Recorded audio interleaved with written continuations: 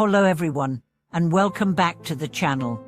Today, we will be diving into a crucial and often overlooked topic that can greatly affect anyone on the spiritual path, the blind spots in spiritual practice, and why misguided efforts can lead us to become more stubborn.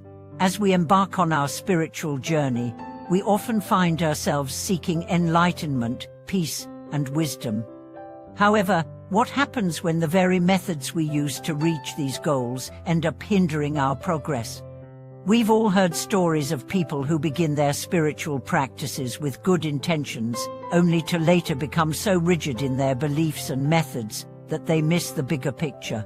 In some cases, a person might start out seeking liberation, but end up more trapped in their own narrow views.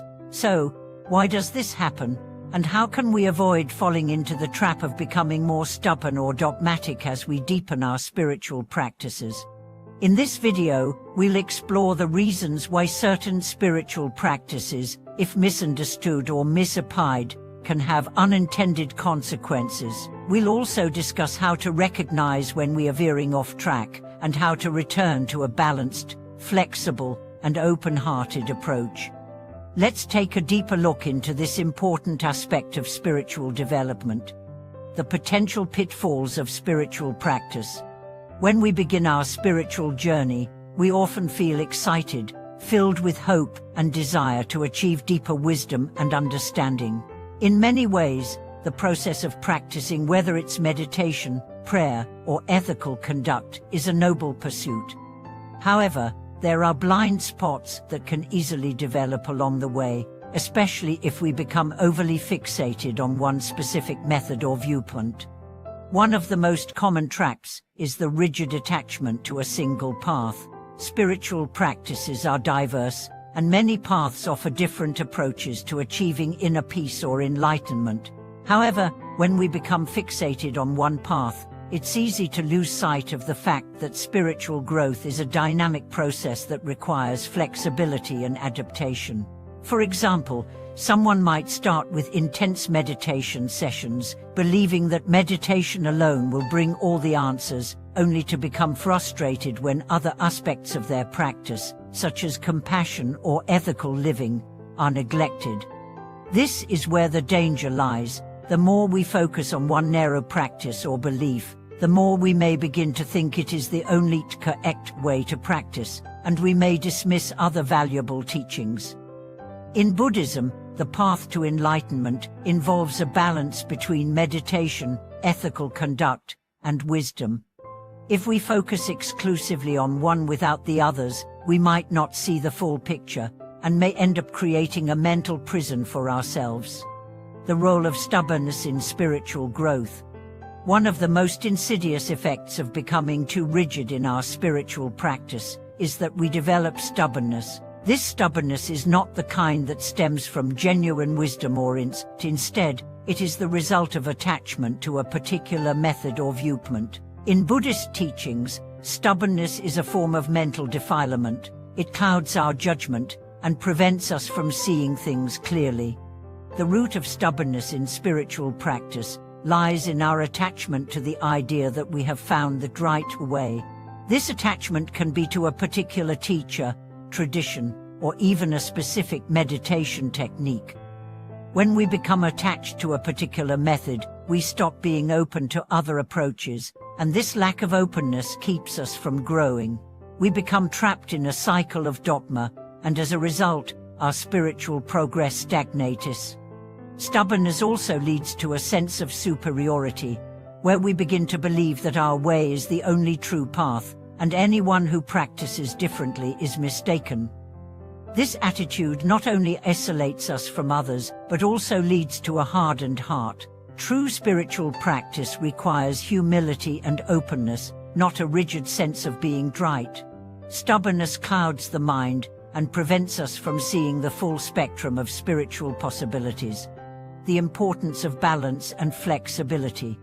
In order to avoid becoming stubborn in our spiritual practice, it is essential to maintain balance and flexibility. Spiritual growth is not a linear journey, and there is no one-size-fits-all solution. Different methods work for different people, and each individual's path is unique. Just as a healthy body needs a balanced diet, spiritual practice requires a well-rounded approach. It involves cultivating not just meditation skills, but also wisdom, ethics, and compassion. Balance in spiritual practice means that we allow space for different teachings and methods. Meditation is a powerful tool, but it's not the only tool.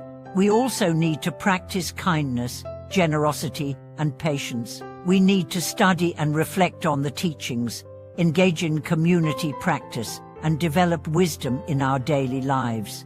By integrating all these aspects, we create a balanced approach to spirituality that allows for growth and deepening insight.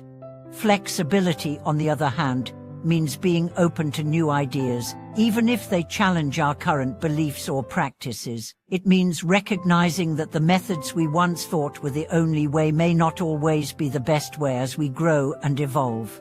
As we progress on our spiritual journey, our understanding and practice should evolve with us. Spirituality is not about rigid rules or fixed outcomes. It is about continuous learning and adapting to new insights and experiences.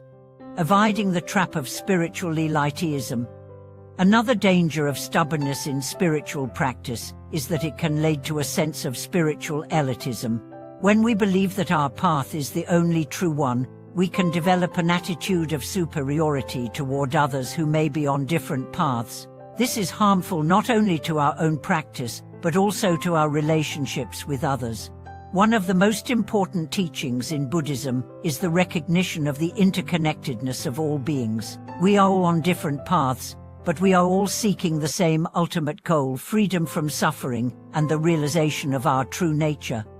If we become fixated on the idea that our method is the only correct one, we miss the opportunity to learn from others.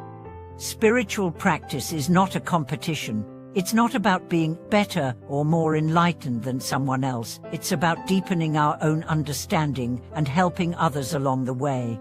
When we let go of the need to be right and embrace a more open and inclusive approach, we create space for genuine compassion and connection. Finding humility and openness in spiritual practice. Humility is one of the most important qualities to cultivate on the spiritual path. It allows us to remain open to new ideas, to recognize when we are wrong, and to accept that there is always more to learn.